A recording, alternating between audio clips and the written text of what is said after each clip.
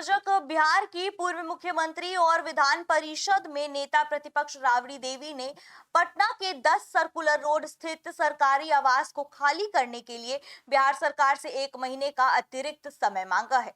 उन्होंने सरकार को पत्र लिखकर कहा कि परिवार के मुखिया और राजद सुप्रीमो लालू प्रसाद यादव की स्वास्थ्य स्थिति को देखते हुए फिलहाल आवास बदलना संभव नहीं है।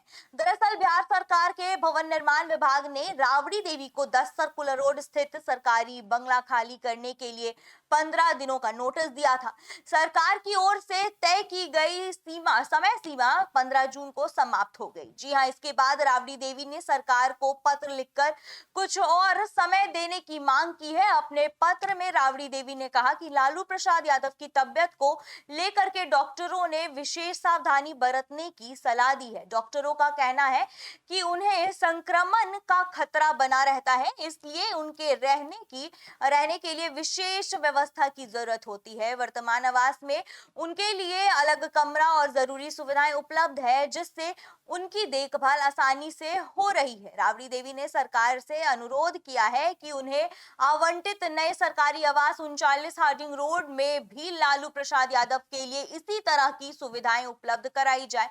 उन्होंने कहा कि नए आवास में जरूरी मरम्मत, बदलाव और स्वास्थ्य संबंधी सुविधाओं की व्यवस्था पूरी होने के बाद ही परिवार वहां शिफ्ट होगा। जी हाँ, यह मामला ऐसे समय में सामने आया जब 10 सर्कुलर रोड स्थित बंगले को लेकर के राजनीतिक बयानबाजी भी तेज हो गई है। यह वही आवास है जहां लालू प्रसाद यादव पिछले करीब 20 वर्षों से रह रहा है। बिहार की राजनीति में इस बंगले का विशेष महत्व माना जाता है, क्योंकि लंबे समय तक यहाँ राजद की राजनीतिक गतिविधियों का ये केंद्र बना रहा है।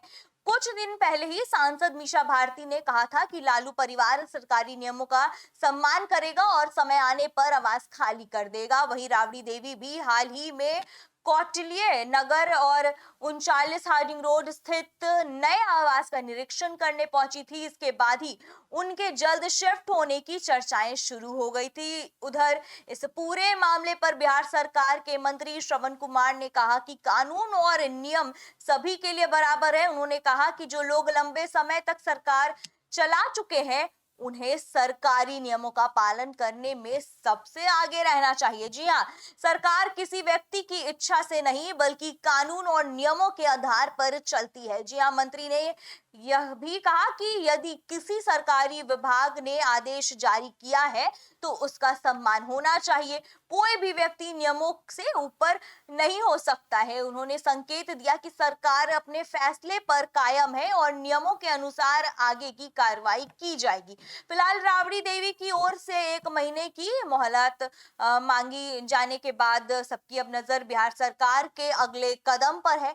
अब यह देखना होगा कि सरकार उनकी मांग स्वीकार करती है या फिर निर्धारित नियमों के अनुसार आगे की प्रक्रिया जारी रहती है। इस बीच बंगले का यह मामला फिर से राजनीति में चर्चा का एक बड़ा विषय बना हुआ है।